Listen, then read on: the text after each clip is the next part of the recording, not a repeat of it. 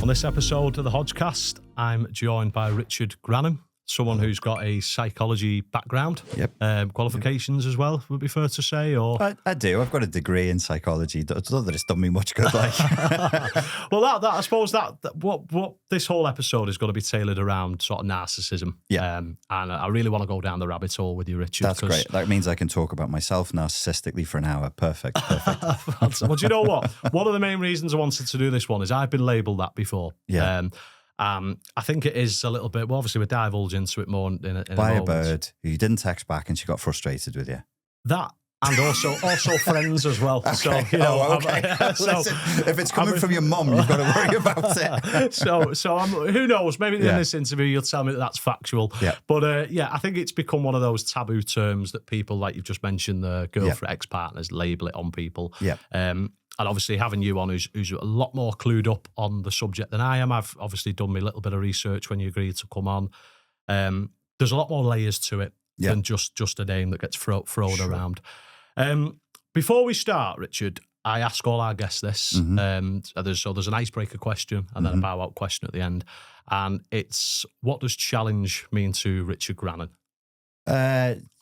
Challenge for me personally at the moment is trying to live as an adult, trying to stop living this Peter Pan fantasy that I've been stuck in for years. So challenge is obviously anything that stretches you without breaking you.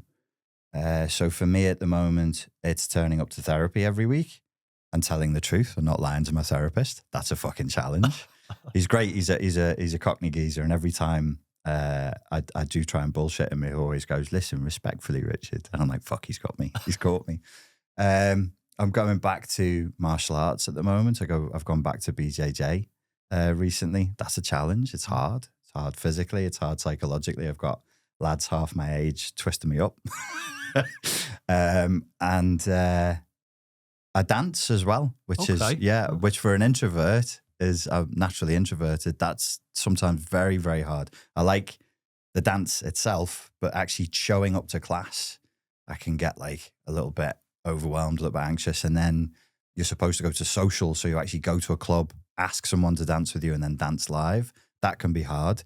But the big thing with these challenges is that's where the payoff is. No risk, no reward. You know, these are the things I buzz about. So if I take someone's back and I manage to get like a cheeky choke, I'm like buzzing about it. If I pull off a dance and don't miss a beat in the dance and make the girl smile, there was risk there because I could have humiliated myself. Not that anybody's looking, it's all inside your head. But that's the fear. You get a reward for that therapy. You know, the reward of therapy it's hard when I'm in it. But afterwards, I feel so much better and life makes so much more sense. So that's challenge to me. It's the reminder that there's no reward without risk. And I do wonder if sometimes in our culture, people are wondering why they don't feel good or they're like, oh, I'm a bit anxious, I'm a bit depressed. They're not challenging themselves. They're not pushing those boundaries. And that's what we're evolved to. We're evolved for challenge. Yeah. Perfectly answered, by the way, mate. Thank you. I completely agree with all those ethos. The reason we asked that is I'm someone who's had my own struggles, depression, addiction. And what I found solace in was challenging myself. So prior to the Daniel Hodges I go with the date 2017, that's kind of like a key date in my life. Prior to that date, I didn't really do anything I just went out, you know, socialised, a bit of a socialite. Didn't really have any drive or ambition in that sense.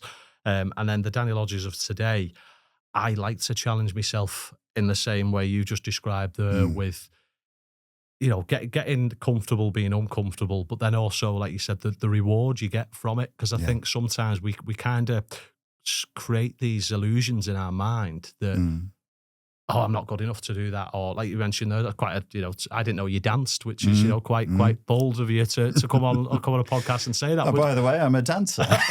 But you know what? It's pretty, I mean, I'd be useless at that. But something like that would stimulate me because it's like, okay, I want to get better at that, and then you can reap the rewards. So completely agree with that. Yeah. For those who maybe don't know Richard, obviously today we're going to talk specifically about narcissism and narcissistic abuse. But you've done a fantastic interview, it has to be said. I think I said off camera, I've watched it twice, with Liam Tufts, which is more into your life story. And I don't know Liam, but what I'm gonna do is, I think anyone who wants to know more about Richard, post this interview, or even beforehand, pause this, and there'll be a link to that interview in the description. And I think it'll give everyone a bit of a flavour that, as well as having a psychology degree, you've got a plethora of lived experience where gives you that edge to talk about this stuff, I think. Yeah, it does. And I think the fact that you could watch the interview twice is a testament to Liam's skill as an interviewer. He's very, very, very good. He's a fantastic interviewer and a top bloke. So yeah, people should check it out if they want my life story. You should. I know I wasn't sober when I did that interview. I can tell you. Okay, right. I'd come off a flight that was super turbulent back from Ibiza, and I got off the flight and I'd had like 6 gin and tonics, and I was like, "Oh mate, I'm a bit down." And he went, "Do you want to go and do it now? Do you want to do it now? Right, fucking now. We'll go now in the studio." I was like, if you buy me some more gin and tonics, mate, I'll do it. So I'm actually bladdered. Oh, really? Do you know what? You genuinely couldn't tell. No, me and him were both chugging the gin, but if the adrenaline's rolling with it as well, I actually sound semi-coherent. It's great. If you had not told me that, I'd have been none the wiser, Richard, genuinely.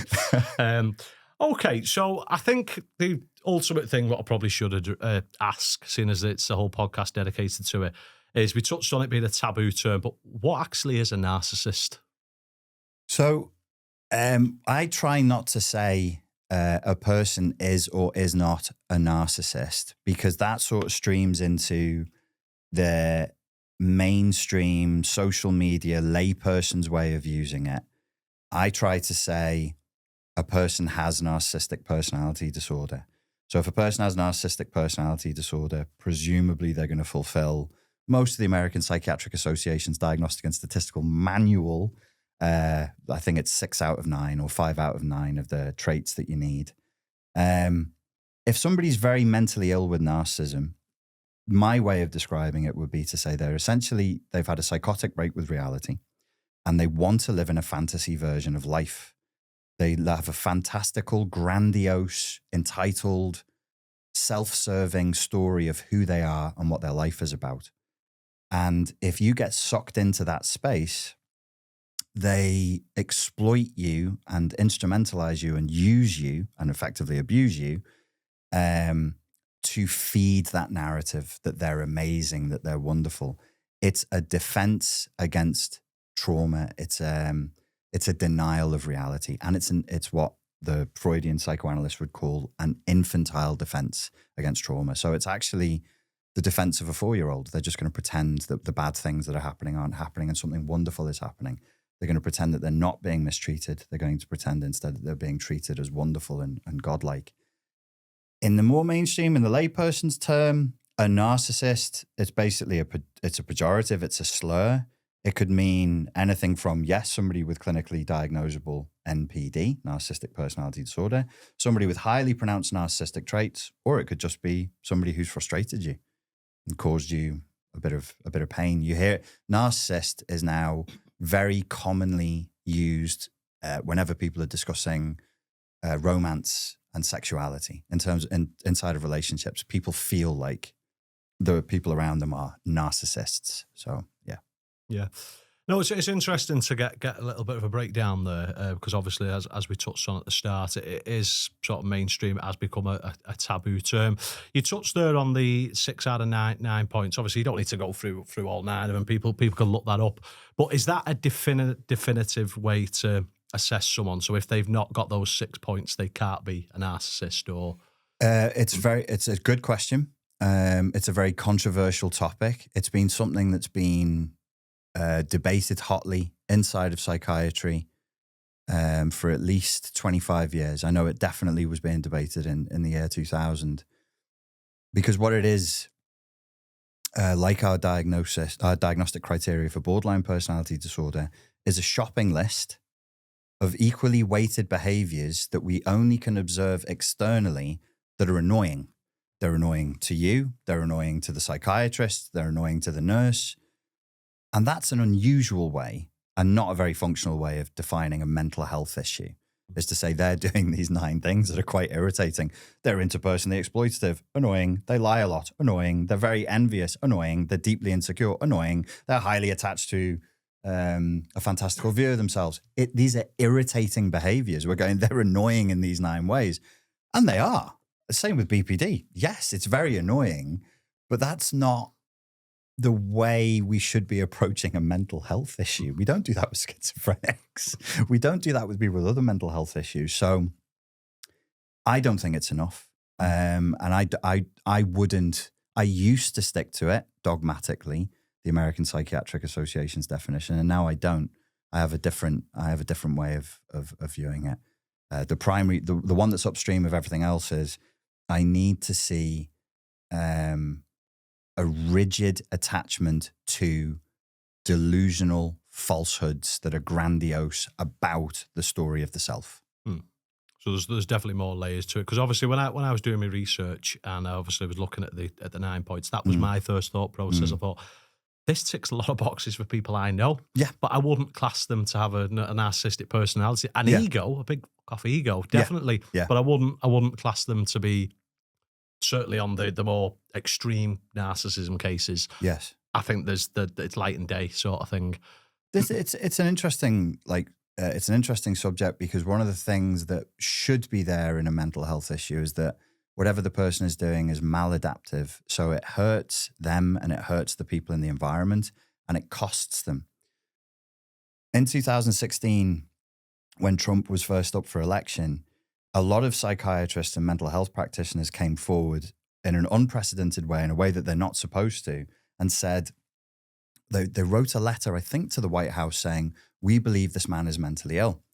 The guy who was on the committee, a committee of 20 people for the American Psychiatric Association, for defining our modern definition of MPD, the updated version, came out and published in mainstream media and said, Donald Trump is not NPD. And the way I know this is, it doesn't cost him. He's not suffering. He's succeeding. So he's not mentally ill. It's not MPD. Now, whether people think that's a good way of measuring or not, I'm not saying it's good or bad. I'm saying this is a very contentious diagnosis. Yeah. No, I quite agree with that, Richard. And also as well, I think with Trump, there is a lot of kind of people want to label him on, obviously he's an extreme character in this scenario, but people want to, it's been proven the media's tried to out him and use fake news, as he labels it, but lies to try and get you to, I mean, didn't he get labelled Hitler in the second coming of Hitler in this election? So, I think with that, again, it ties into people using the narcissistic label as a use to turn people against them, I guess. Which we can't, well, obviously we can because we are, but we shouldn't really do, because that would be an example of an effect that was described by a psychologist that I now can't remember, called psychologization, which is downstream of a general tendency to medicalize everything. So our culture, our society medicalizes everything. And as a part of medicalizing, it psychologizes things that really shouldn't be psychologized. That psychology works well, therapeutic practices work well in strictly defined boxes. Say, I always give this example. In a therapeutic situation, I would hold a safe space for you. There would be no moral judgment of anything you say to me, and I would continually validate your subjective experience. That's great in therapy. It's beautiful. You can then afford to be vulnerable. You can afford to be open in ways you wouldn't be with your wife, your intimate partners, but you can be with a therapist. So people have gone, wow, that's great. Why don't we take those principles and put it in banking? Why don't we take those principles and stick it in the army? No, those principles don't belong there. They're wonderful in a very, very tight space. To this point, I just remind people of 2015, 2016, where there was this wave, this trend, because of a great TED talk that Brene Brown did, for vulnerability. And absolutely, vulnerability is an incredibly powerful transformative tool inside the boundaries of therapy, but out in the wild, it ain't great. It ain't great. It ties into what you've just said there with the we branding something which is potentially a mental illness that someone's got. And again, I think like you've touched on there, having it within the walls of therapy is it doesn't work in other attributes as well. So I completely agree with that. You touched on sort of like when I asked you about narcissism as a whole, but where do you think narcissism from your experience stems from? Is it environmental? Is it that trauma someone suffered, or can it be a genetic thing? Can people be born with those traits? Well, we all have narcissism. This drives. So when you have like the clinical literature and then the sort of the layperson's version of narcissism, this drives the social media narcissism experts crazy. We all have narcissism. It's called healthy narcissism. It's part of your developmental process around age 4. You should be narcissistic. You're a pain in the arse when you're 3-4 years old and you're very selfish and you steal toys from other children and smack them because you have no empathy at that point. But it is part of the developmental process. People can get stuck there through trauma. We all need a degree of narcissism. We all need a degree of delusion in order to survive, in order to live. So it's an innate trait. It can just be broken open and then it can spread into everything. Similar to therapy. Inside of its boundaries, it's fine. It helps you to function. It's a part of the engine. Outside of its boundaries, it's a nightmare. It's a very, very destructive force. So I think, yeah, trauma is it must be there genetically. There's nothing we manifest that doesn't have any genetic element. So it must be genetic. But even our genetics epigenetically respond to pressures in the environment. So it's both. It's environment, it's genetics. We create the environment which affects our genetics. And so you have a feedback loop. Humans can be grandiose. Human beings can live in fantasy. Human beings can be pain averse. And, you know, you said, what is challenge? Maybe one way of defining challenge would be facing pain, your capacity to face pain. It's uncomfortable to go to therapy. It's uncomfortable for me to cry in front of another 47-year-old man via Zoom. You know, it's weird, it's awkward, but these are the things that are necessary. And somebody with narcissistic personality disorder won't do that. They won't look.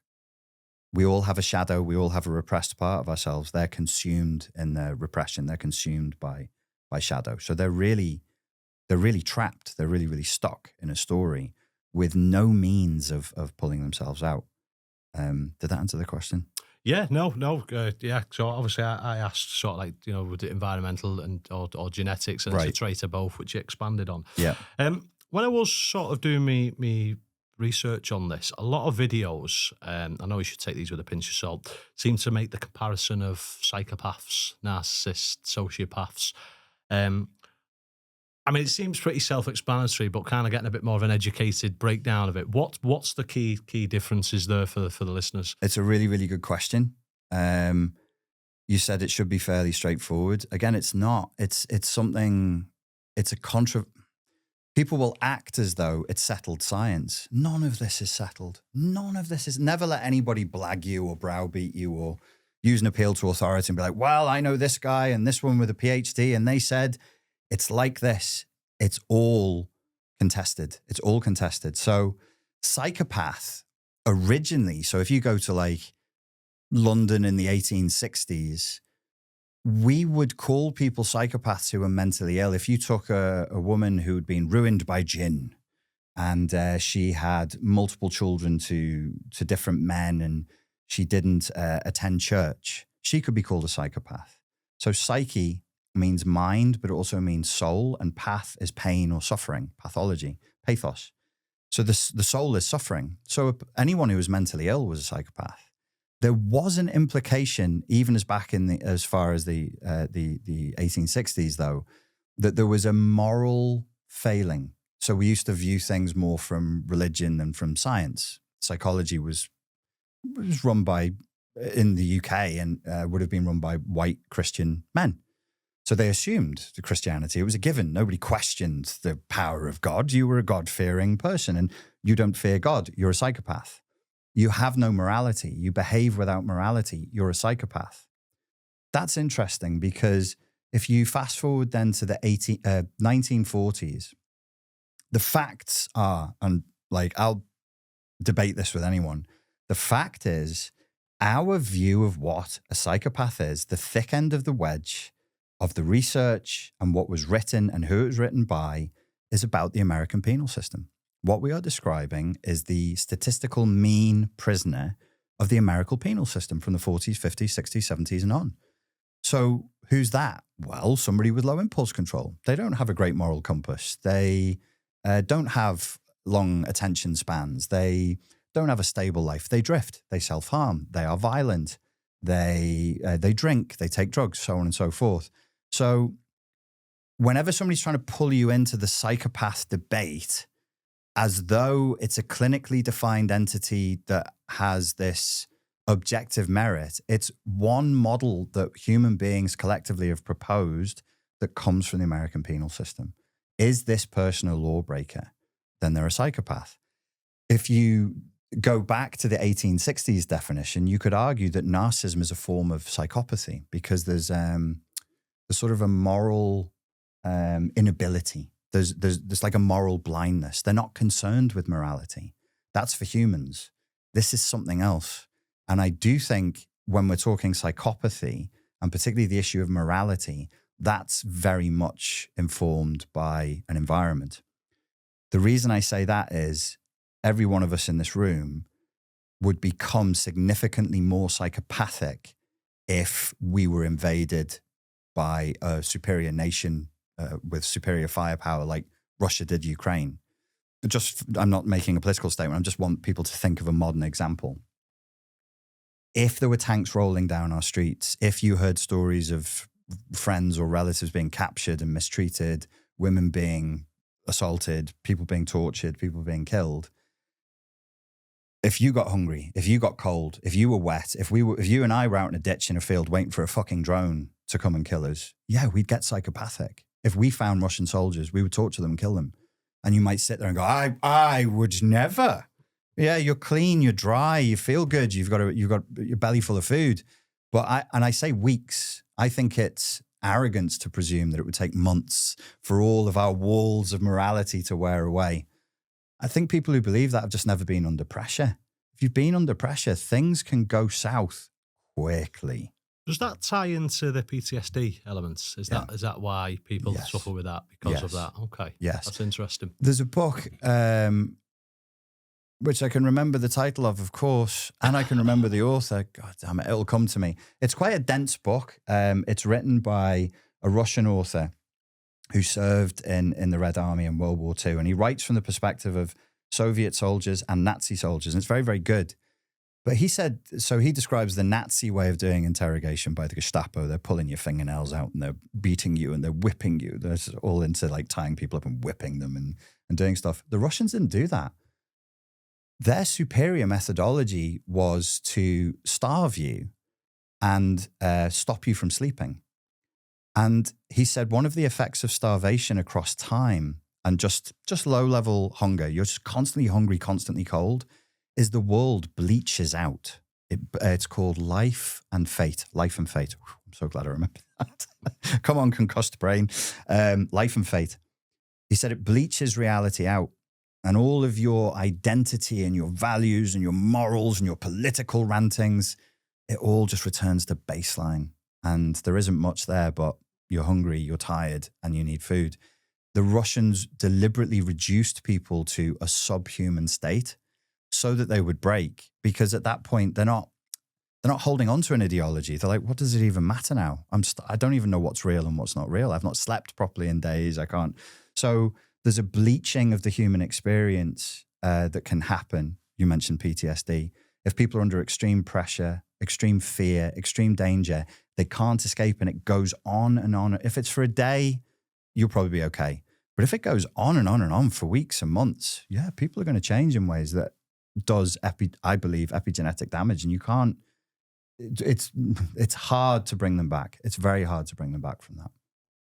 I think as you were talking then, I was going over times where I've been hungry or I've been tired and I'm probably the worst person to be around when I'm particularly hungry or particularly hungry as they label it. Yeah. So no, I can imagine if that's going on over a long period of time, that would destroy a human being. Yeah. Just turning back to narcissism. So can someone, now listen, suppose with MPD, but also want to ask the question for people who've got quite high narcissistic traits. Are people aware that the narcissists are they able to compute what they're doing is potentially wrong or annoying or narcissistic? As far as we know, yes, because of research that was done in the University of, I think it's the University of Minnesota. It's called the Single Inventory Narcissism Score, SINS, SINS. And what they did was they went to students on a campus in a university and they said to them, here is a description of what narcissists do. Does this sound like you? Yes or no? Single inventory, one question, one answer. And every student that said, yeah, that description of narcissism, yeah, that kind of does sound like me. They'd say yes. They took them and then they gave them the long-winded narcissism questionnaire. I think it takes like an hour and a half to fill out. And you'd say, well, this one is just a brief description that they asked while on university and they said yes to. And this one is a very, very deep probing questionnaire. What would the correlation be? And it was between 80 and 90%. So that indicates to me that yes, they are aware. They must be aware, because if you just describe to them, well, you're lying a lot, you're gaslighting, you're manipulative, you're bullying, you're interpersonally exploitative, and they say, yep, that's me, then you give them the full questionnaire and largely speaking, it correlates, then yeah, there must be self-awareness. The game that they play is to say, no, I don't know I'm doing it. I have no idea. It's all a mistake. I didn't even know I was lying. It's a confabulation. It's they'll give some excuse. Yeah. No, it was interesting. The reason I asked that is, and I'm going to butcher the name of a book as well now, so you're not on your own. We're on the same wavelength. Again, that'll probably come to me later on.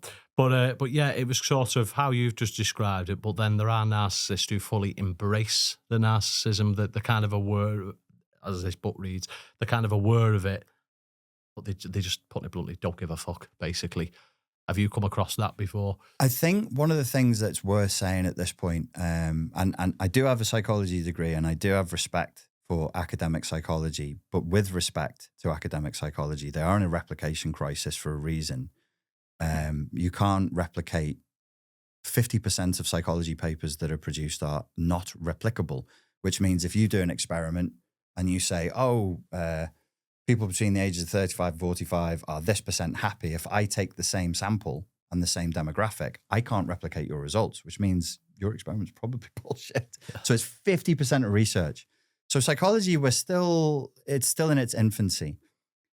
It's very naive. So with all due respect to psychology as an academic subject, it's very, very naive. So what researchers who usually are intellectuals, don't have a ton of life experience, what they're doing is they're looking at you as a narcissist, me as a narcissist, him as a narcissist, and whatever you say, they just write it down as though you're not lying or winding me up, and he's not lying. So you say, your game is, yeah, I'm a self-aware narcissist. Do you want to interview me? I've written a book. Do you want to buy my book? Do you want to join my membership or my OnlyFans or whatever it is? Yeah, I'm a narcissist. Also got to reveal that. Yeah, no, keep that one quiet. His game, he can't do that. So he'll be like, no, that's not me. And then we'll go, ooh, two different types of narcissist. He's grandiose and he's vulnerable. He's covert. Oh, that means there's and I'm like, this is a little bit naive. I think it's worth saying these people are psychopathic in principle. They're going to say whatever they need to say to get the result. If pretending to be a self-aware narcissist makes me rich and famous, I'll say that.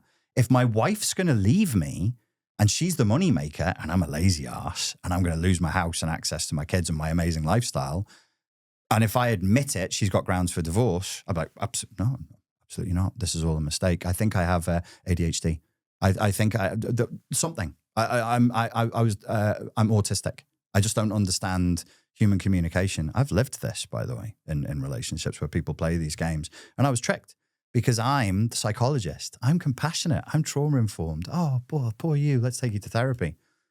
3 years later, my guts are hanging out my arse. I'm like, why am I so depressed? So yeah, I think we have to be less naive and just say, look, yeah, people, these are humans and they will lie to get what they want. No, quite right. You mentioned OnlyFans there, which ironically I've got written down as well, which we'll get to. But no, I'm not that desperate yet, mate. Before we get to that, though, I want to talk about the sort of like the impact of social media, particularly because on paper, and this is again someone with limited sort of information on narcissism as a whole, but on paper, you'd look at social media as a product, and it seems like a narcissist wet dream, as it were, because it's not a platform for them to showcase how grandiose they are with likes, comments, engagements, that sort of thing. Yes.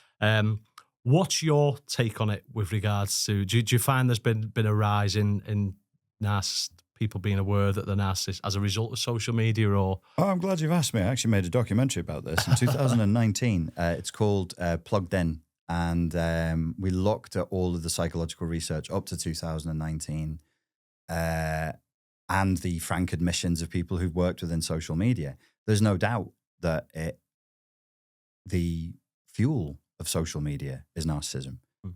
If you take humanity and you switch off, you're, I don't know, an alien species, you just switch off narcissism, nobody's going on social media. There is literally no point. So the fuel of narcissistic personality disorder is narcissistic supply, which is undue credit, adulation, and or fear from an audience. And what does it do? Well, it encourages you to acquire followers, and it encourages you to add stories, fantasies. These are stories. It's not like slices of real life. Followers. Followers of what? Followers of a cult of one. Follow me, like me, give me my electronic dopamine, my pixelated likes, so that I can feel important and special. I've got more followers than you. I'm one up over you. There's this dominance hierarchy that plays out. Absolutely. I mean, if you think not all platforms are created equal, Instagram, I think, is quite vicious for narcissism. Facebook, I remember back in 2010, people were saying, oh, young people are going to abandon Facebook and it'll be taken over by older generations. I was like, that's bullshit. What a nonsense prediction. Now I only ever log into Facebook if there's like a salsa or bachata class I need the information on. And I log in and I'm looking at my aunties and uncles, like, just saying the most outrageous things. People in their 60s and 70s. I'm like, you're a nice person. What are you doing? They say the most outrageous things with their real face and their real legally registered name online to people. And I'm like, that's the new normal. So there is, Instagram would be the look at me platform. Facebook now seems to be a platform based on politics and argumentation. YouTube is mixed. YouTube's pretty good because, well, you will have found this, that if you just focus on releasing good content that you like, that you're not doing for clickbait, that you're doing because you genuinely have an interest in it and it actually has value, largely speaking, the algorithm will reward you. You'll get people performing in the comments. I'm sure you've had that all the time, but like, it's not that bad if you compare it to Instagram. It's not too bad. So yes, it's absolutely, social media is a problem. It's different on different platforms. I suppose you've sort of answered this, but with the next question, this whole tie into this whole influencer culture, because I mean, I was looking into this for a previous guest that I did. I think people, like, again, influencers kind of used as a bit of a buzzword now, isn't it, to describe someone, even if it's sort of like a backhanded comment. Oh, you're trying to be an influencer type thing, even though they're not a celebrity or famous. They might have done something that's reminiscent of someone from Love Island or whomever these reality shows do on their platform. But I suppose there's got to be a Love Island naming no names. the entire cast. No, but yeah, so I suppose there's got to be an element of narcissism in the influencer culture. In fact, would it be bold to say that perhaps narcissism helped elevate the influencer culture? Oh, 100%. Oh, there's no doubt. There's no doubt in my mind that without narcissism, there wouldn't be an influencer culture.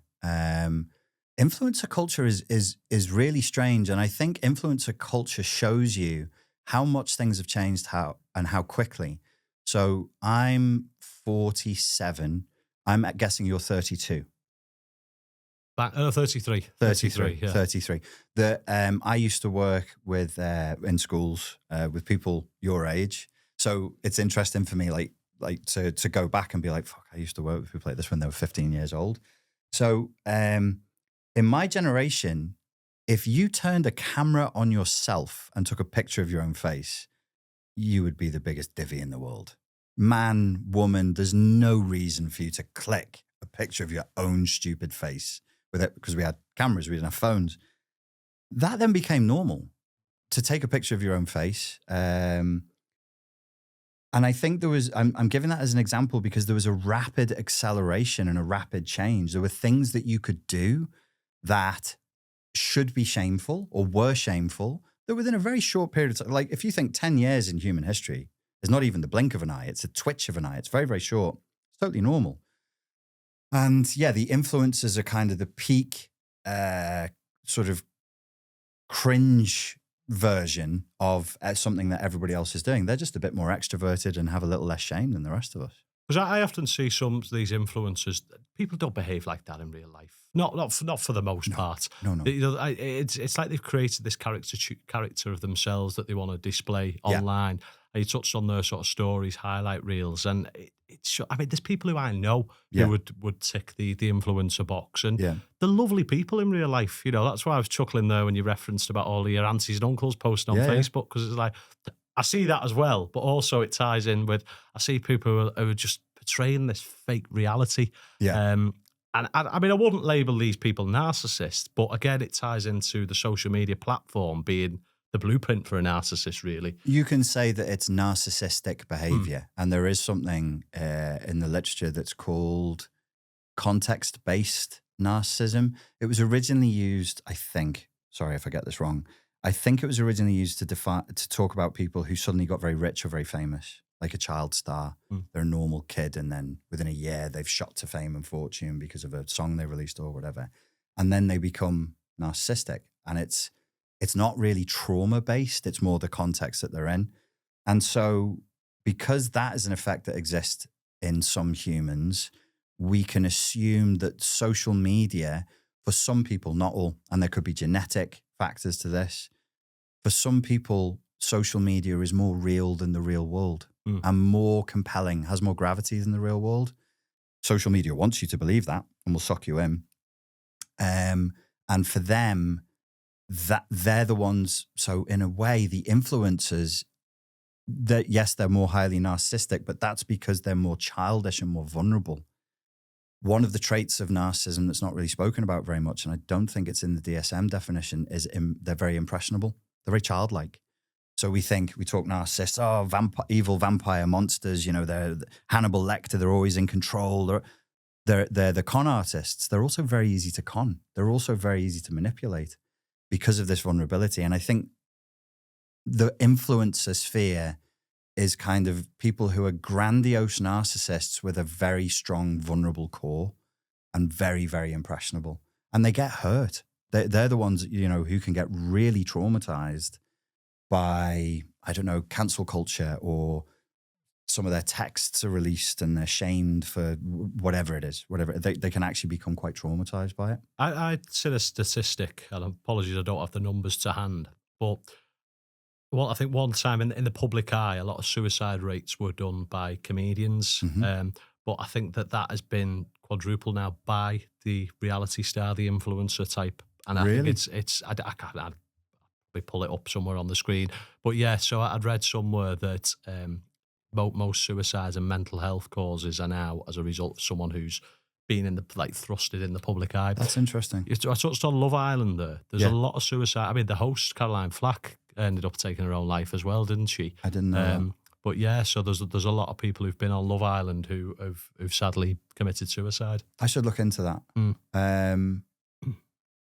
I should look into that because I'm always interested with that particular thing as to who wants to be on that show because it's so barbaric. The concept is so fucking barbaric. There was an ex-girlfriend of mine. It was a few years ago. You got to say she was on Love Island, do you? Well, what she did was she walked into the living room one day and said, we were in a different country. I won't say which one. It was the Love Island of that country, and said, I want to apply for Love Island. And I said, that's a show where they're going to try and get you to hook up with various men and then talk about it. She said, yeah. I said, do you think I'm just going to sit on the couch and watch? Like, what are you talking about? She said, no, I won't do anything. I'll just go. And she wanted to be an influencer. If I do that in this country, because it's a small Central European country, my fame will rocket. I've seen other girls do it. She was obsessed with influencers, obsessed with other girls. And I broke up with her the next day. And she was like, I'm devastated. I can't. was like, you've just said you want to be on a TV show where you're getting rodded by different men and then being filmed to talk about it afterwards. And I look at her as an example of someone who's obsessed with fame, very, very shaky identity, who thinks if I can just get famous, everything will be okay. And speaking, I used to coach people. I'm not a qualified therapist, and I've not done it for like 6 years. But one of the patterns that I would see with people that really frightened me is when they would obsessively say things like, if I can just get from where I am here to over there, everything over there is going to be okay. That's childish. That's childish. Like, if me and you blow up in the podcast world and you have 10 million followers and I have 10 million followers and we are the British Joe Rogans, you're still going to get stuck in traffic. You're still, the pain you have in your back from the lifting injury you had, we're still in this reality. They really believe that they're leaving this reality, I think. And it's cult-like, we'll be saved one day. You're never saved. And then when they realize the mothership's not coming to take them off Earth, that this is really all it is, they've got more access to drugs now because they're richer. More people want to shag them because they're famous. Yeah, I can see why that dream would crash, and the depression from that, I think, would be awful. That's called narcissistic collapse. That's when the narcissistic reality just dies. It's also focusing on I learned this a lot, kind of like with all the training that I do, run a lot of marathons and what have you in the preparation for that. And I think people get too consumed on the end goal, the outcome, rather than focusing on the process and everything like you just touched on. It is trying to escape reality to reach that end goal. Yeah. And I suspect with Narcissist, they're cutting ties with a lot of good people as well as a result. To achieve that fame, that end goal, as it were. Well, I mean, not to blow my own trumpet, but like in the situation that goal was in, everything was paid for. She was living. We're in a city. She was living in a lovely apartment. She was totally happy with the relationship, and she was happy with me, and she was happy with the lifestyle. It was the best lifestyle she'd had up until that point, she said. And then she just comes in and fires a cannon into the bottom of the boat, and then it starts sinking, and she's like, who's making this boat sink? And I'm like, yeah, your boyfriends probably aren't going to be that happy with you wanting to go on Love Island. But that's the other element about this that's not really discussed, is the self-destruction, especially when you have psychopathy with narcissism. It's a very, very self-destructive. There's a strong compulsion to self-destruct. Yeah. I mean, that segues nicely into the OnlyFans topic, because speaking of my self-destruction, when they find out I've been selling feet pics. I hear so many relationships fall apart because the girl or boy that wants to do OnlyFans but still wants to have a healthy relationship off camera. Yeah. And again, I suppose that ties into the reality aspect. They're creating this reality on OnlyFans, doing whatever it is they're doing on there, but then still want the comforts of home life and a relationship off camera. Yes. Where's your sort of stance on that as a whole? First, I'd say I find that fascinating. And if I had more time and more resources, I would either do a study or maybe like a small documentary on couples who do OnlyFans together and do porn together, and just be like, I just want to, just as a human thing, like, what's it like going to the supermarket and knowing that people have seen your cum face, and you know what's it like bringing the most intimate elements of your life into the public sphere and getting paid for it? And I'm sure humans are very adaptable. I'm sure they're like, the first year is hard, and then the second year it's just your job, and then the third year you're probably enjoying it when people walk up to you and go, I've seen your bum. Yeah. But it's kind of a strange thing to do. But as far as partners go and what people let their partners do and don't do, again, I'm from a different generation, and it's not like, oh, I'm 30 years older than you, I was down the mines. It's that time and culture has accelerated. So even between me and you, there's only 15 years. It would be the equivalent of like a 50-year gap 100 years ago, if that makes sense. Yeah. Because what you were raised in is not what I was raised in. Boundaries, especially, it's different country by country, but I can say about the UK, sexual boundaries are wildly off kilter here. Wildly off kilter. so there's the part of narcissism is entitlement. So what I say in the UK, in sort of your age group and a little bit younger, I want all the intimacy and I want all the freedom. And I'm looking at this and I'm going, well, you are going to have to choose to make a sacrifice. Sorry to Jordan Peterson. You got to make a sacrifice. One or the other. You're either sacrificing intimacy for freedom or you're sacrificing freedom for intimacy. There's no intimacy without safety. So around your, not to characterize an entire generation, but around your generation and younger, when they come to me with relationship problems, I always have a bit of a wry smile because I'm like, okay, let's just go backwards here. What are the coordinates we're operating from? What's your expectation? What's their expectation? I've got mates who have got girlfriends who will regularly just go out on a Saturday and just disappear for the night and come in off their faces at 4 o'clock in the morning. And it happens regularly. And I'm like, but once we would have an issue, like, once they got over the hangover, I'd be like, right, let's go and have a sit down in the living room, just have a little chat about this. Some of these guys put up with it for years. That's just part of their normal life. So I'm not preaching. I'm not a Christian conservative. I mean, I've lived a decadent life. I've lived the life of a libertine, but I didn't whinge when things hurt or I got broken or things got chaotic. I knew that they would. So no, I think we're living in a time of unrealistic expectations would be the short answer for all that babble I just came out. No, I completely agree. And even though there is got like a generation between us, I mean, I've always been pretty old school in that sense. I've always kind of knocked around with older people. So maybe that's why my mum and dad were quite traditional in that sense. But yeah, I can never get my head around it, particularly with the OnlyFans and the couples doing it together, especially when they've got children, because with the power of the internet, that shit's not going away. Nope. That's with you. Nope. Even if they take it down, that's been screen recorded. That's saved on people's phones. That's in the WhatsApp groups. You can. There's lawyer agencies. There's PI agencies online. You can pay them. I know a couple who did that. I don't know them, but I know about them through an intermediary, and they paid tens of thousands of dollars to have stuff removed. But people have kept it. Like you said, there's screen recordings. It's forever. As time goes on, what I see happening is people are less and less worried about their digital footprint. And they should be. They should be worried about it. As far as like the sexual boundaries go, I'm not like a jealous partner. Like if the girl I'm with, the woman I'm with dresses up, she looks nice, she wants to show off or whatever in the real world, I'm very liberal with that. I'm like, go ahead. I think it's great. It's fantastic. That's nature. That's biology. That's fantastic. You move it into cyberspace. You move it into the internet. You're doing something that I don't understand what the limits of it could be. I don't know what catastrophes, you don't know what catastrophes could lie in store for you in 30, 40 years' time.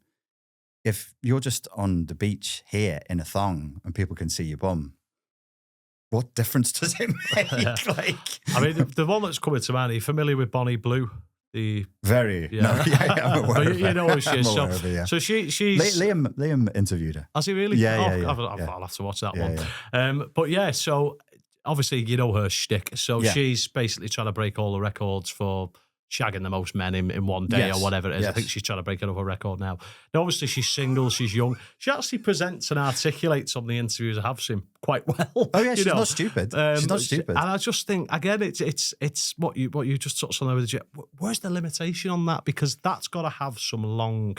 I'd love to have her on this show just to pick a brain on the thought process behind it. Not, each to their own. I'm quite open-minded in that sense. Yeah. But that end goal, where'd you go? Because surely sooner or later she's going to want to, you presume, settle down, grow a family, live a normal life, as it were, or as normal as you can at that level. How do you aspire for normal there? One of the things that, like, when I'm talking about current affairs and things that run in the news, is I try to remind myself that against the backdrop of everything, the context that we swim in, there's culture, there's social media, there's narcissism, there's also the economy. And I think there's this sense for all of us that there's like less and less on the table. Life is more and more expensive, but we're not being paid more and more wages. And so things are hard. It doesn't really look like they're going to ease off soon. So I wonder if there's a desperation to sort of make it now, along with the latent narcissism. Like, I don't think that what she's done is a good thing, but I can't sit here and pretend I don't understand her potential reasoning. She's like, what do I need to do to be famous? What do I need to do to be wanted to be on podcasts? What do I need to do to make money, to provide for my family or whatever it is? And that's what she's chosen to do. I don't think it's the best way, but I'm not going to pretend I don't understand why a human being would make that decision. I suppose it ties into another popular culture that isn't to do with porn, although there's probably some elements what he recently got arrested for. But you've got to be familiar with Andrew Tate. He's someone who I think has. Would you say that he's, from the outset looking in? Obviously, you've not spoke to him. Or you might have done. I don't know. Yeah. But he kind of ticks a lot of the 9 narcissistic traits we touched on earlier. But again, he seems to be, as I referenced earlier on, someone who embraces it. Yes. But you mentioned that he's aware, he wants that end goal, he's using that as the advantage. What's your take on the whole Andrew Tate, or people like that sort of character? He's probably a most extreme version I can give as an example. I find him fascinating, and I think he's obviously gone through some rebrands as well. What I think is happening, and this could be my projection, so I'm an introverted person who does a lot of social media, so I pretend to be extroverted, but it's performative, and it's a bit of a character. I wonder if he's a bit like that. I wonder if by nature he's quite an introverted, quite sensitive person, and there's evidence of that. But he knew, a bit like Bonnie Blue, I'm going to break some boundaries. I'm going to ruffle some feathers. I'm going to really push this to get to quote unquote make it. And then the character that he created just went too far, and just like he got carried away with the character. I wonder if something like that has happened. He also interests me because from a narcissism point of view, I don't want to rabbit on too long. Okay, so I once saw a documentary about Russell Brand, who's the sort of the nerdy tall fellow with the glasses who probes people and gets good interviews from them. Is that? Oh, I know exactly who you mean. The name. He came out with a rap song a couple of years ago. Yeah, and it went is he Louis? Louis Theroux. Louis Theroux. Yeah. So I don't know Russell Brand, and I'm not saying that Russell Brand is a narcissist or doesn't have narcissism. I don't know. You can't. I'm not qualified to diagnose. But in this documentary, what I saw was really interesting. I saw his relationship with his mother, where she was very fawning, she was very loving, and I was like, oh yeah, she's a little bit over the top with him, and they're very, very sort of matey. And then I saw him with his father, and his father was cold and dismissive. I read Russell's book.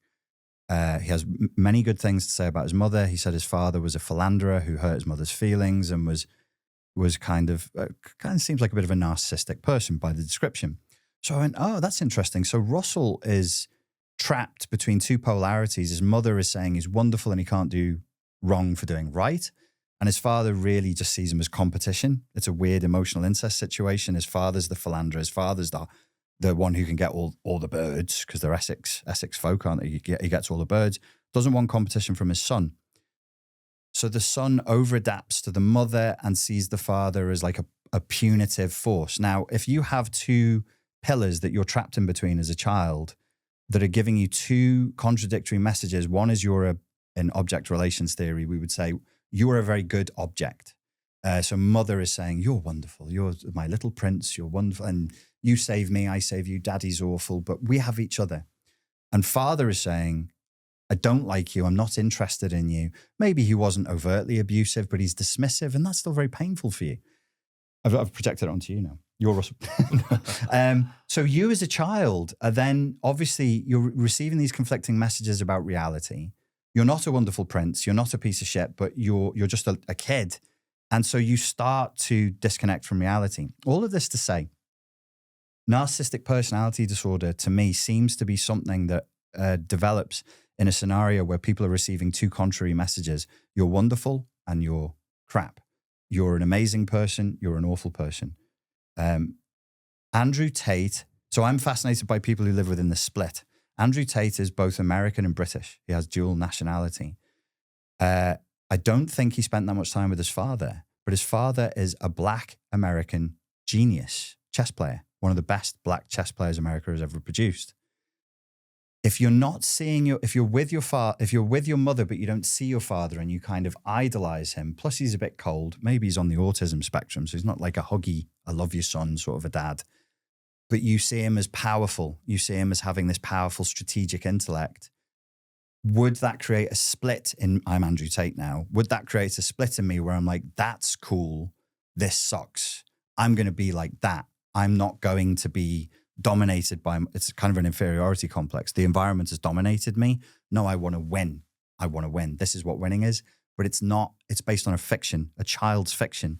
So some of the criticisms you'll see of Andrew Tate, people will say, that looks like a teenage boy's version of what a man should be. And I'm like, maybe this is the split that we're seeing. Obviously he's bright. Him and his brother are intelligent. They've done and said things that are just ridiculously self-destructive.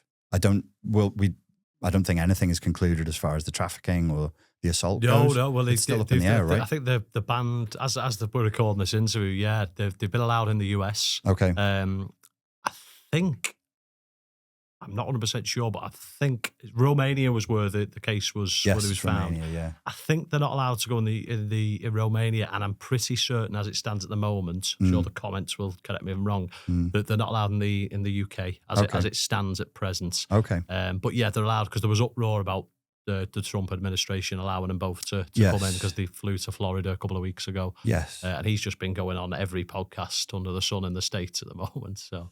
And I've seen some of them, and on some of them he looked and sounded very emotionally dysregulated. And I think, I don't know what he's done. If he's committed crimes, I hope he's punished for his crimes. As an outsider to it, I do have this sort of sense of empathy of somebody who's trying to do something, but that the endeavor he's engaged in might be doomed from a psychological point of view. Like, you can't live a fantasy. Eventually reality is always gonna creep in. And I wouldn't be saying like, give up all your rhetoric around being an alpha male or a better man or a competitor, or even the stuff he says about therapy, which is a valid criticism of psychotherapy and psychotherapeutic culture. I say, go for it. You want to say psychotherapy is, or he literally says psychotherapy is gay. Well, fine, go say it. I'm happy to have the debate. I don't want him to give up that side of himself, but like what I would encourage him or somebody in his position to do is really look within to where the fantasy and the reality are.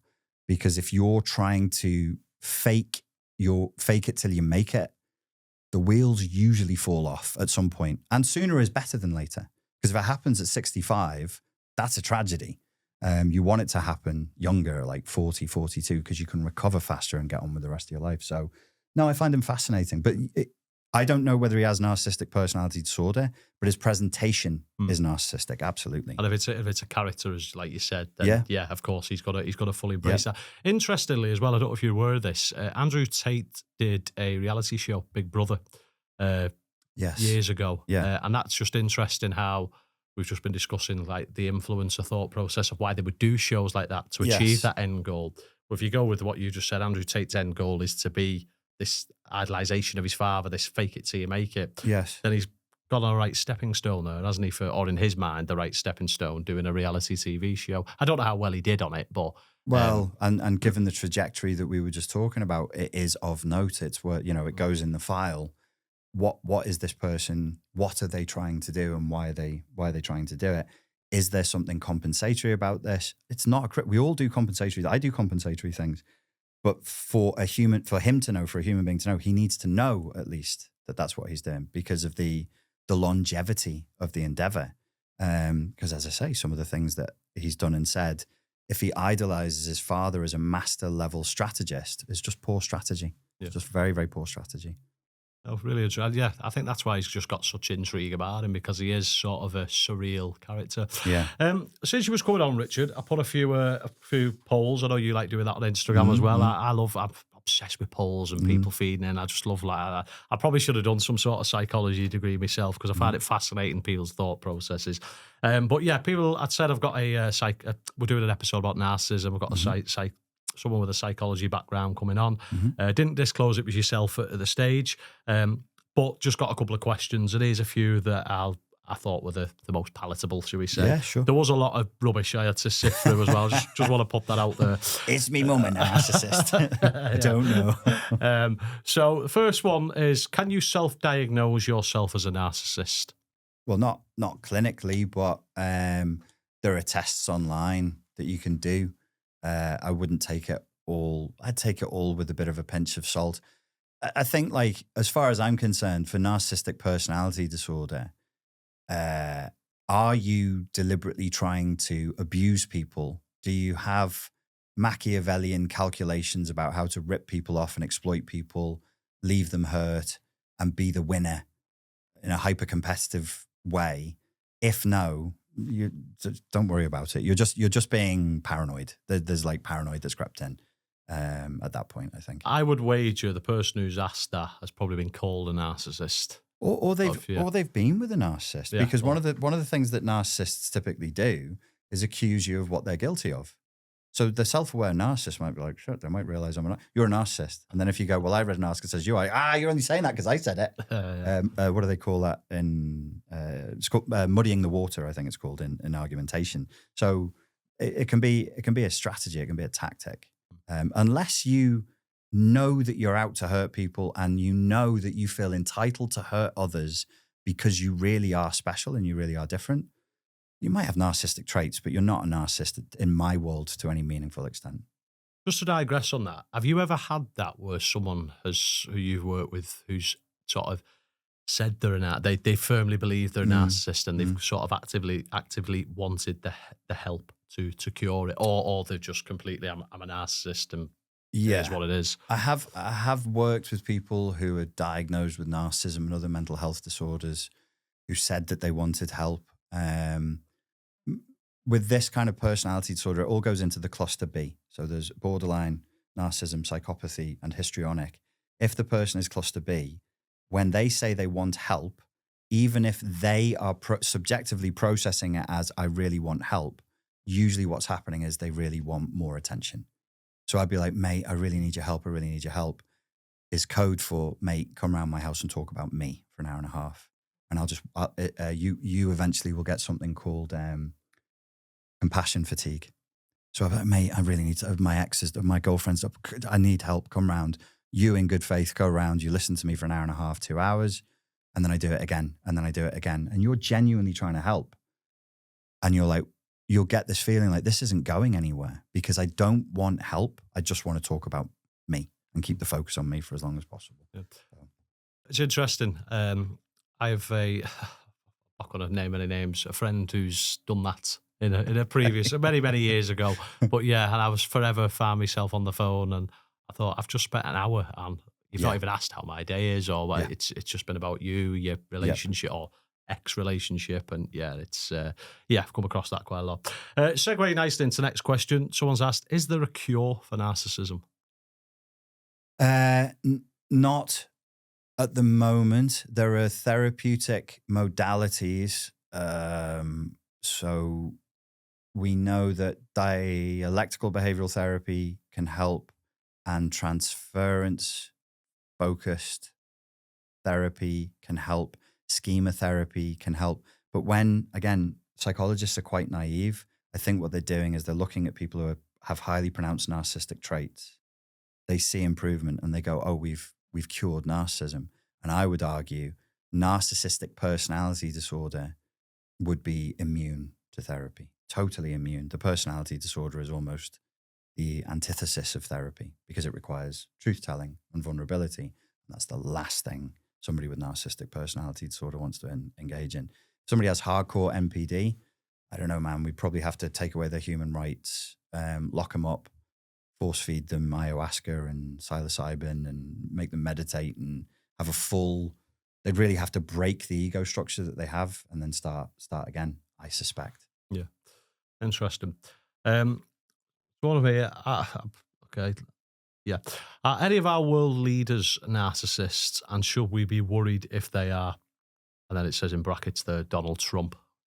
There won't be anybody who is a world leader. So when we see them as a world leader, we've not seen the fight that they've been through to get there, and they've been through a fight. they will all be very, very highly narcissistic, and they will all be to some degree mentally ill. I would think there might be outliers who really were just so attached to an ideology, so attached to a value system. They went, because there's very little payoff unless you are power hungry. The only payoff is power. Like I couldn't be asked because, I mean, if you gave it to me, I'd be like, okay, I'll try it. But it sounds like too much responsibility. Yeah, I mean, we was having that chat with producer off camera earlier on. I couldn't think of anything more stressful than being a politician, especially with the state of the world at the moment. Awful. And you look at what the United States presidency consistently does to presidents. They get drained. They age like 8 years in a 4-year term because they're constantly being harassed and woken up, and this is emerging, adrenaline spikes all the time. If you want that, you've got something up with you, and you're that power hungry. How powerless did you feel as a child to want that? So when people say about Donald Trump, I didn't like Trump in 2016. I was one of the people who said, don't take him on. He's mentally ill, blah, blah, blah. And then as time went by, I was like, well, who's not mentally ill? And what context are these people adapted to? Maybe he is a narcissistic psychopath, but maybe he's exactly the narcissistic psychopath we need to change things. It's very, very complicated. I mean, imagine in the state of play in the politics of the UK, anybody who's going to take on what we've got and where we've come to with the authoritarianism we've come to, you better pray they're a narcissistic psychopath. They better be, because that's who they're up against. And they need to be very strong, very determined, and power mad. Yeah, it's interesting. Obviously, we don't want to go down the politics rabbit hole, but yeah, no, I completely agree with particularly with the state of the UK. As long as it's right wing, we're fine. Okay, so interesting one. This, I think my boss is a narcissist. How should I address this? If you really, really think your boss has narcissistic personality disorder, you've got to try and compartmentalize them and compartmentalize yourself. So you don't want to be vulnerable here. So here's a psychologist saying absolutely no vulnerability here, none, which is unusual because most of these psychologists say, oh, be vulnerable. Everything's going to be fine. You'll always be rewarded if you're vulnerable. False. Abandon all sincere communication when communicating with the insincere. You owe your boss no authenticity. You owe your boss no authentic feedback. Your boss, if they do have MPD, is now a snake to be handled. Put your snake handling gloves on, get into a snake handling mindset, develop another persona that's going to handle them, and then reduce contact as much as you can. If you have to speak to them and you have a choice to be with them for 5 minutes, try and get the conversation done in 30 seconds. If you have to communicate with them, instead of sending 5 lines of text, send 1. Be boring to your boss. Be as boring but work efficient to your boss as possible, so they can't get narcissistic supply from you. They'll swim away like a shark who can't smell blood in the water, and they'll go and find somebody else to harass instead of you. Well, less is more in that sense. Yes, sir. Okay, so this is another one. Is it possible to love a narcissist and that same love be reciprocated through therapy? No. Sorry.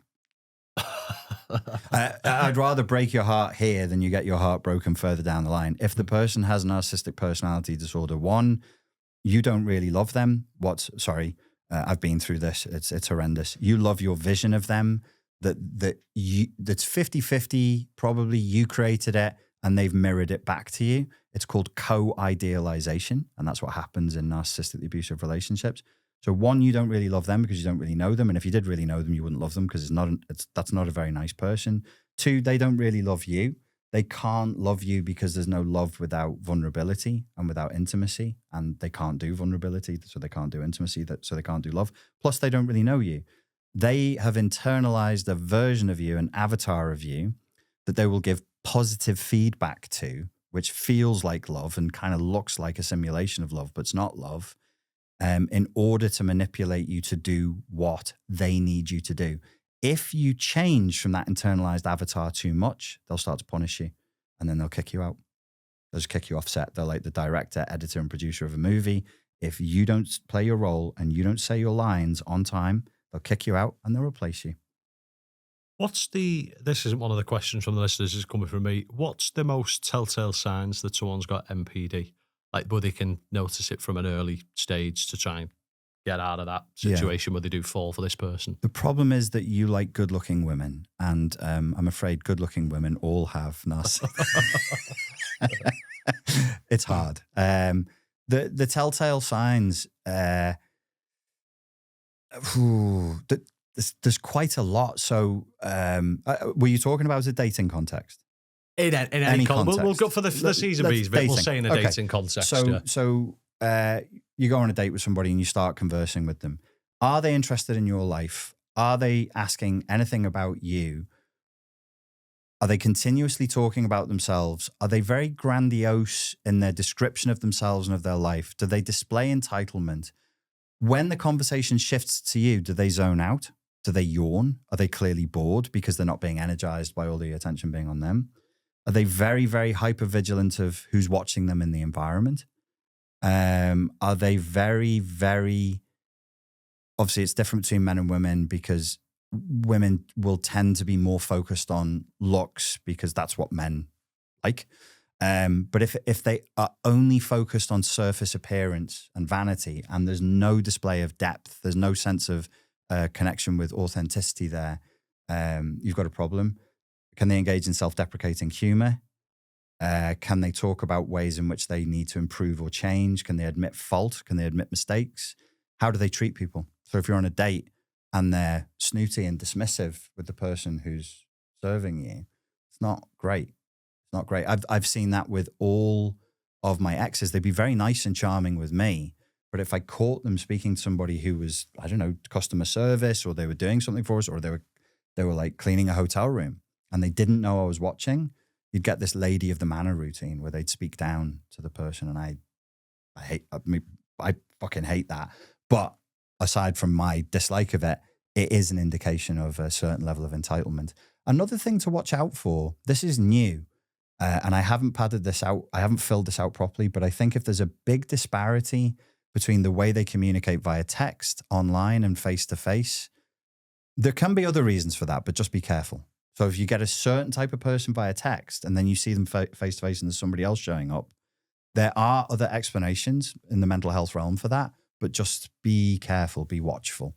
And my other advice would be go slow. Like, do it the way we used to do it in the ancient times where people were walking around in black and white. Don't have sex too soon. Just take your time, get to know the person, see them in multiple contexts as much as you can, and then you're going to get a better feel for who they are. And even when you break the sexual boundary and you start progressing with the person, go slow, go slow, go slow. On the great advice, Richard. On the back of that, Uncle Richard offers sex advice. off the back of that, that's going to be the name of the episode. No, off the back of that, if someone is perhaps they've not seen these early warning signs, they're fully committed in this relationship now, and it's only, I don't know, maybe it's an outsider informing them, or maybe the penny's finally dropped. They realise they're with a narcissist, but they feel as though they're trapped now. What's the best advice you could give to someone trying to wean themselves out of that situation? The best realistic, the best realistic advice, I think, is you need to start talking to a therapist. Because when I was last in that situation, which is 12 years ago now, 10, it's not that long ago. It was the person I was with was accusing me of being a psychopath, was accusing me of being a sex addict, was accusing me of this and that. And she said to me, you need to go and see a therapist. And so I went to see a therapist. We were living in Dublin. And the therapist I had was great. I told him my story and and he just started laughing. He was like, oh, okay. What do you think this is? I've looked you up. I know you write books on narcissism. Come on, expert on narcissism. Which box is not being ticked here? And I think I was with him, used to go once a week for around 6 weeks. And on week 6, we split up. So you need that lifeline. It can't be your mum. It can't be your mates. You need a lifeline to a trained professional adult who you're paying, who can give you an external reality check that's outside of the shared fantasy of the narcissistic relationship, therapy is probably the best way to go. I could tell you're a big advocate for that. I mean, it's something I put off for years, and I've only recently started. Probably don't see my therapist enough. Luckily, what I do for my day job, I've got access to therapy, and I found it. I've got to use the word therapeutic, but no shit. Yeah, but no, I do find it. It's been great because for me it's speaking to someone who's not within your sort of, like, as you touch, reality. It's sort of speaking to someone who's a neutral but educated, but also someone who's not going to cast that judgment on you. Yes. Like, we all have friends who we can confide stuff in, but they probably will cast judgment. Whether they say it out loud or not, there will be a judgment to some degree. A judgment or an agenda or some transference. They're going to bring, like, something that happened to them in their relation. It's not the right way to go. Yeah. Get a therapist. I completely agree. Yeah. I suppose before we kind of wrap up and go over sort of some of the projects you've got lined up or anything in future pipelines for you, Richard, I just want to kind of highlight all of the reasons why you do what you do and why people put awareness on narcissism. What are the most extreme dangers, whether it's from your experience or someone who you know, with keeping a narcissist in your life? Well, not to sound dramatic, but it can kill you. It won't be fast if you're with a psychopath. I'll just use an axe. But if you're with a narcissist and you stay, depending on how vicious they are, you know, I've got clients, I've got people I've spoken to, and they were with somebody with a very emotionally dysregulated, very predatory personality for a couple of decades, and they end up physically sick. Weight gain, weight loss, sleep problems, immune system disorders are very, very common. All kinds. You can pick up all kinds because you're stressed and the human body is registering threat. There's parts of you that are just like, there's a threat here, but I can't smash its head in with a rock. I can't run away from it. And you just start manifesting that stress. So take it seriously. I do believe it can kill slowly, or at the very least, it reduces your life expectancy and the quality of your life. So yeah, the worst is death and illness and death. And I know it seems a bit extreme to highlight, but obviously at the start of this conversation, the whole purpose of this podcast is to kind of unblur the lines of, you know, a narcissist, what gets labelled from social media or an ex-partner to a, you know, the clinical version that can lead to these extreme case and eventual, you know, potential death as well. So thanks for clearing that up. Well, why did somebody call you a narcissist? What was the context? Do you know what? Was it an ex girlfriend or? I've had that, but the one that I was in my mind when I highlighted it. I think it was probably to do with social media. I do a lot of charity stuff, you see. So perhaps people have labelled that if I'm screaming for attention, sort of thing. That's how I. Do they know you personally, or do they only know you? No, I've never been called off someone who's. It's meaningless. Yeah. It doesn't mean anything. Oh yeah, it doesn't mean anything. Are they anonymous, or are they using their real name? Oh no, it's someone who I know in the same town. I'd be lying if I said I've probably said more than 2 words to that person in reality. They probably just see. Where are you from? So St Helens. I was trying to think. I was like, you sound Scouse, and then you're Lancashire, and then you're back Scouse. I was like, is this Bolton via Fazakerley or St Helens? So St Helens via Lancaster. Believe it or not, I was born in Lancaster, and then moved over here. Okay. St Helens, eh? No, I wouldn't take that seriously at all. I think like the Wirral can be like this, Liverpool can be like this. There's a lot of, we are the descendants of Irish Catholics. There's a tall poppy syndrome. So if you go too far, too high, too soon, there's a bit of that resentment there. I need to cut him down. He needs to know his place. I get loads of that in the Wirral all the time. It's like small town mentality. Small town mentality, and you know, maybe it's not about the charities. It's the fact that your profile is going up, and that makes the attention should be on me. Never mind, he's not done a fucking podcast. Yeah. Gone through all the hassle of setting up cameras and bringing an editor in and all the hours of work going. He's not done any of that, but he's just, it should be me. The BBC should just come round and make me famous. No, mate. Have a pie. That's not how it works, yeah. Well, we've recently just had a Birchall's pies in St Helens. Oh, really? Bit of fan service here now. No one else is going to have a clue who this is. But yeah, it's closed down. I think it was trading for, I should know this, shouldn't I? It was trading for a long time, and then eventually they've closed. Yeah, well, we don't get much in our town, so when the pie shop closes, it's a bit of a blow. Probably worked out by sayers in these big corporate satanic mills. Yeah, what a shame. Okay, well, do you know what, Richard? It's been an absolute pleasure speaking to you. I like to give guests who come on take the time, which is, it's valuable for what it is you do. Are there any projects, books, anything that you've got in the pipeline that you want to share with us or promote while you're on here? There is stuff in the pipeline. A lot of the stuff I can't talk about. There's one thing I can talk about, which is I am going to create a YouTube channel and a project that is for men. The first part of that is going to be for men who are the victims of female narcissists. Okay. And if men are interested in that, go to richardgrannon.com and join the mailing list. Further down the line, there's going to be another project, again for men, but it's going to be for men who experience narcissistic abuse inside of same-sex relationships. That one's going to take longer to prep because I don't have personal experience in it. I try and talk within my personal experience, but I am going to organize people to come in and discuss it. So largely, it's a very well-served niche for women, less well-served for men. And I want to encourage men who can see, like a guy who's not like a psychologist, who's a guy you could meet in the pub or meet in the gym, who's happy to go to therapy and happy to talk about where he's messed up, so that men can model that and be like, okay, I don't have to be all rigid and macho and tough all the time. I can say, actually, this fucking hurts, and go to therapy and get a bit of help.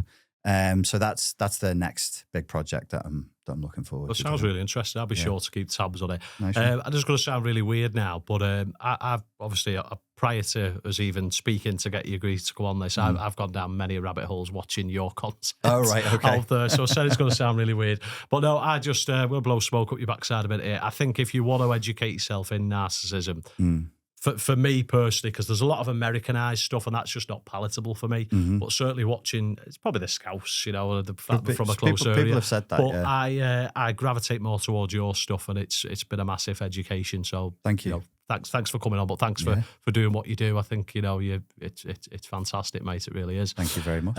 Next question, you sort of touched it briefly there. It's not a question, sorry, it's a point. How can people get in touch with you? We're going to put everything in the description anyway, but is there a preferred method of contact? Or? So richardgrannon.com has a contact email address. I use Instagram a lot. Like I said, highly narcissistic. I am an influencer. I have narcissistic. So I'm on Instagram quite a lot. But probably, yes, if they want to contact me for something else, then use the contact form on richardgrannon.com. Yeah. And as to reiterate, all that I'll be put in the description as well. Got two sort of questions for you. So one of them's the bow out question, which we'll do at the end. And then just opportunity for any final advice, the listeners who may be struggling with a narcissist in their life. You could sort of give them a brief overview.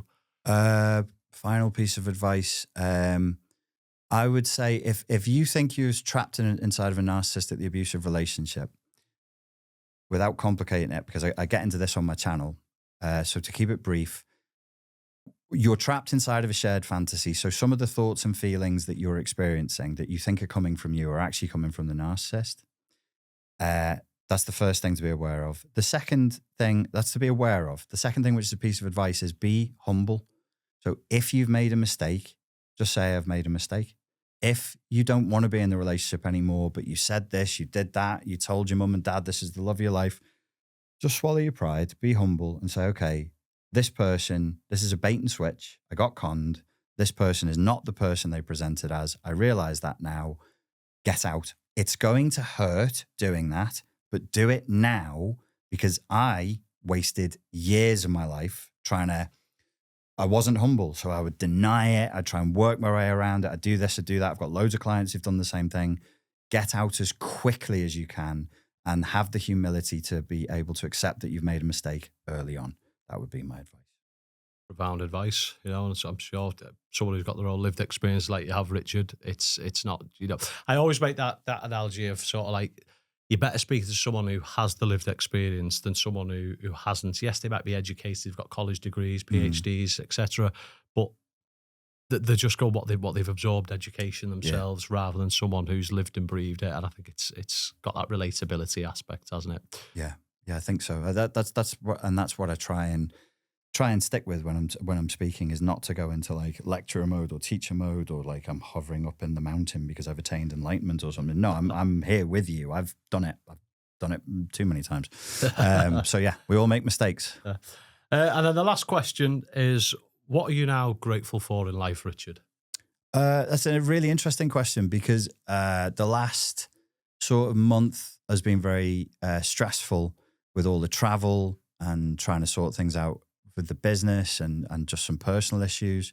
And I started to get like a bit down, a bit anxious, a bit depressed. And it was something that's always helped throughout my whole life. And it sounds so trite and so fucking American as well.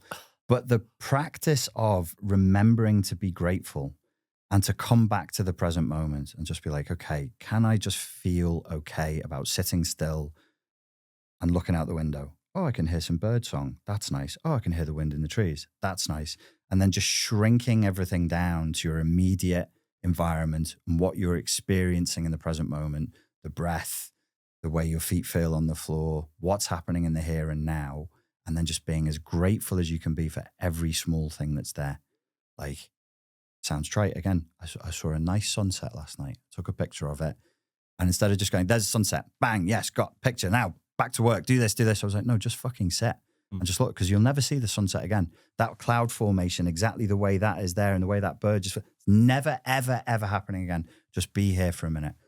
Helps. Really helps. So just being grateful really, really helps. No, I love that, because I'm big on sort of views now. Now I've got older, and I do try my best. I know it sucks you in, but as we touched on throughout most of this interview, I try and limit social media now to when I need it.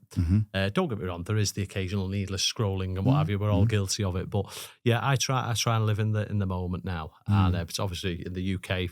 We've been blessed with 2 weeks of consistent good weather, which has been amazing. Because the UK is quite aesthetically pleasing in most places if we get the sun. Once the sun hits it, it's one of the. I've traveled all over. I've lived in different continents. It's one of the most beautiful places on earth when the sun shines. It's a shame the sun only shines for 2 hours a year. No, it's beautiful here. It's a beautiful place. And I think I've seen that. Did you post something on might not have been yesterday? At Hoylake Beach. Oh, Hoylake Beach, yes. Yeah. So that was the picture I took. So go to my Instagram. You can see the sunsets that I'm deeply grateful for. It's a beautiful country. It's a beautiful country and a beautiful continent. You know, Europe is amazing place. And the UK is an amazing place. Well worth preserving, well worth defending. That's something we should all be grateful for, is that we have this thing that is a real jewel on earth. And that we should, we should preserve it. We should fight for it. What a fitting way to end the interview, Richard. Thanks for coming on, mate. It's been an absolute pleasure. Have you enjoyed yourself? Yes, I have. Yeah. I feel like it's been a bit of a therapy session for you as well. It's good. It's good. You're a good interviewer, and I wish you well with this. I think you're going to fly. I appreciate you coming on. You know, I do, because you're one of the more. Not to feed you narcissism here, but one of the more followed sort of people who talk about this subject. That's what it is, lad. You know, it's the accent though, innit? That's why. I could say anything. Freud was fucking boss, he was. Yeah, the accent. No, it's great, mate. But no, I mean, Scousers, you know, it's... You've got to live with them, do you know what I mean? They're only down the road from you. You can't escape them. Just got to fully embrace them. But no, thanks for coming on, mate. Massively appreciated. I've been Daniel Hodges. This, of course, been Richard Grannon. Have you been affected by narcissism? I'd love to know in the comments. Did you find that there was some relatability in this interview that you can cross-reference? Then be sure to leave a comment. Thumbs up, hit that subscribe. Take it easy, guys. Thanks for listening. We hope you enjoyed this episode, and we believe you can definitely take something away from today's guest. We couldn't attract guests such as this without a solid fan base. The best way we can grow this is through subscriptions. So, if you haven't already done so, can I please ask you hit that subscribe button and help us continue to put out content for you all to enjoy. Until next time.